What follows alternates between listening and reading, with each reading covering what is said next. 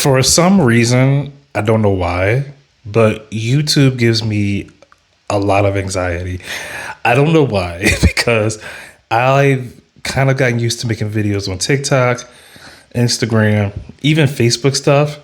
But it's something about YouTube that's like the boogeyman for me. I don't know why. I think because I watch so much YouTube and a lot of the creators I aspire to have such high platforms. So when I look at me trying to start from scratch or making a YouTube page, it just feels. Anyway, I thought this would be a good opportunity for me to watch. Welcome to my channel. I thought that this would be a good opportunity to talk about something that is kind of unserious, but something that is very interesting.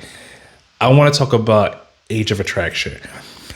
Age of attraction is, in my point of view, Love is Blind, only instead of swapping out and not being able to see the person, you can't tell how old they are.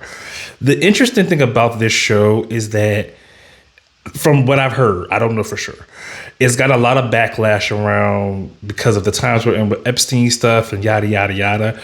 But to be completely honest, the whole cougar thing for old women and rich white men getting very young girls is not a new phenomenon.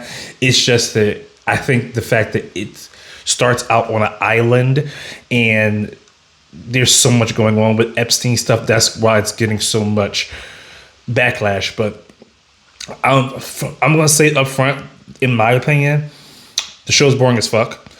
I don't really recommend it unless you want to, like, if you're one of those people that just want to fast forward to the interesting parts, or if you have a reactor or a content creator that follows it, I recommend going to them and following the show from there. But if you've watched Love is Blind, it's even more boring than that. The one interesting thing about this show that I think it's kind of like Love is Blind. It could be smart in a way where it could say like something bigger, like how older women, there's a lot more shame and stigma attached to them dating younger men, opposed to older men getting younger girls, there's not as much of a stigma, but it is a growing stigma. But the show really doesn't. I don't really know why the show exists. It's really that's why I picked this show, because I don't really have a strong enough opinion to really be nervous about making a video on it. But it's dumb. It's kind of dumb, but it has entertaining moments, and people are unlikable enough that's worth talking about. So, let's highlight some of the couples or whatever. I don't think I'm going to go over all of them. Maybe I will. I don't know. We'll see. Let's start out with the most obvious one, or probably the most polarizing one, is Jorge and what the hell is her name? Vanelle. Her name's Vanelle. Jorge and Vanelle. Jorge is 60. Vanelle is 27. They are the only all African American couple in this production. Jorge is 60. He looks good for 60. I've heard some people say he looks 60. He looks his age. I give Jorge a really solid 52, if I had to guess. I think he looks good for 60. Vanille is 27. I'm going to be honest, I don't really get into much of their conversation before they go out into the real world, because, like I said, the show's boring as fuck. There is one of the things about this show is that the motives of the people, it's kind of disingenuous, like Love is Blind, where Love is Blind always like, oh, I'm looking for someone where it doesn't matter what they look like, but really they're just on there for clout or just to hook up with someone. This show is kind of the same, but in a lot more slimy type of way. It's very clear that the men on this show are looking for younger women. It's very clear that the younger men on the show are looking for older women. This show is basically almost a kink fest, so to speak. Now, as far as Vanelle, to give her credit,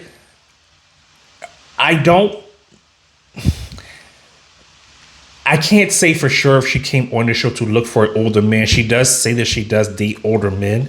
I don't think she was looking for someone as old as Jorge, because he's the oldest person on this show that we've seen. The thing that makes Jorge's desire so obvious is that when she tells him how old he is, it's almost like he's foaming at the mouth. Yes, I am. I'm 27. Yeah, she looks her age. She looks her age. She looks her age. 27, yeah. Okay. Yeah. She looks her age. This is the way God's testing the words. Like, okay, age is not nothing but a number. Okay. They have this thing called the promise room. I don't fucking know. It's a treehouse, and she decides to tell him then that she wants to be celibate. I don't know in what fucking world this girl thought that a 60-year-old man, a 60-year-old light-skinned man that actually aged well, is going to wait till marriage to fuck. But she tells him that he kind of lies and said, "Oh yeah, I'm down for that." Now this is kind of where the Love is Blind. This is where the differences between this show and Love is Blind kind of diverge. From this point on, it's pretty much the same as Love is Blind. They move in, they meet their family, they pretend they like each other, and instead of the altar, it's some weird commitment. What is it? What do they call it? A commitment ceremony? I don't fucking know. And the thing about her, to his credit, she does straddle the fence of celibacy a lot. From what I can gather, it sounds like they're doing some oral action, and she's kind of climaxed in his face. He said he wrote her. And I think this kind of frustrates him to the point where it kind of leads to the dissolution of their relationship altogether. Now, granted, the thing that triggered the argument that makes them not be together anymore is there's some type of altercation with some crazy man, and Jorge turned into a whole nigga, and I guess that scared her. We don't get footage into why they broke up. We don't get footage into exactly what occurred.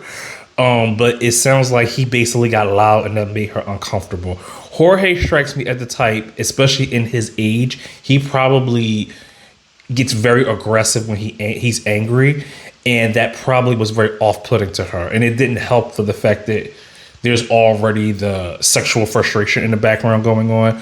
So it pretty much led to them just breaking up, which is honestly for the best. I will say I was looking forward to the meetup with their families. That would have been very, very interesting to see.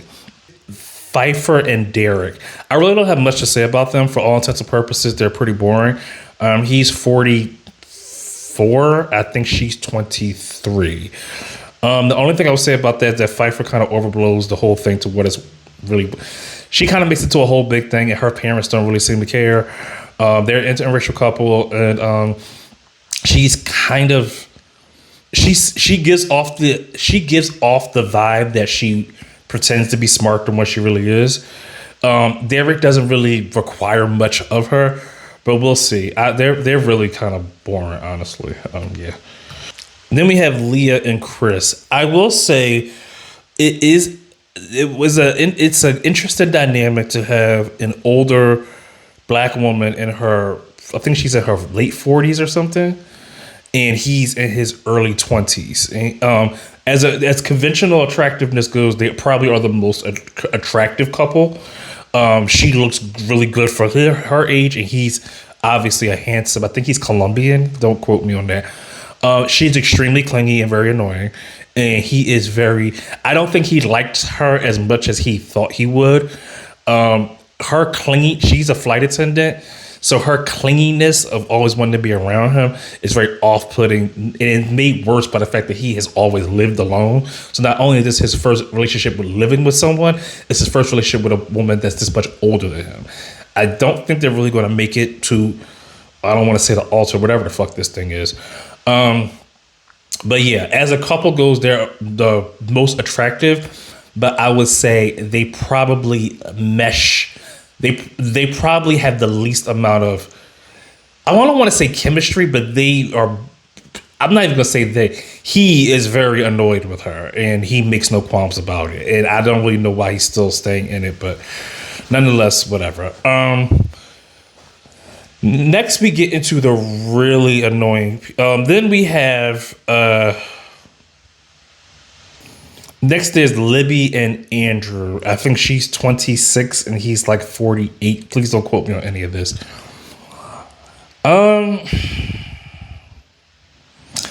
He gives the vibe that he likes younger women. That's why he came this for. He probably is the worst at hiding it. She introduces him to her friend. They are the only ones that kind of have. Well, no, because they're not the only ones. But she meets his friends. He meets her. She meets his friends. He meets her friends. Yeah, I don't really have much to talk about with them. They're kind of boring too. Okay, so then we get to the annoying people. So then we have Teresa and John with a 27-year age gap. I actually made a TikTok about Teresa. I can't stand Teresa. She is extremely condescending. She's manipulative. She is whiny. She's a bitch. And then this happens with her 3 kids. Anthony, you guys are all here. Cheers. Cheers. Nice to meet you. Yeah. Thanks for coming. Taking the flight. Very, very happy to. It's been fun. Your mom talks about all you guys all the time. Obsessively. And I'll say that she's very proud of you guys. Yeah. I'm happy you guys are here, and Yeah. I think she is too. No, I'm not happy. What kind of asshole thing is that to say in front of your children? Your mom is happy you're here. No, I'm not. I don't like Teresa at all. Teresa probably has done some of the most egregious things on this show. Her children are 29, 22, and I want to say 24. The son is 2 years older than him. She freaks out like she didn't know what the fuck she was signing up for. Can you imagine meeting your significant other? You're already nervous. Asking her, "Are you happy?" "No, I'm not happy." What kind of asshole thing is it to say about? First of all, why are you not happy to see your own goddamn children? And like, I believe, and this kind of goes into the thing what I was talking about.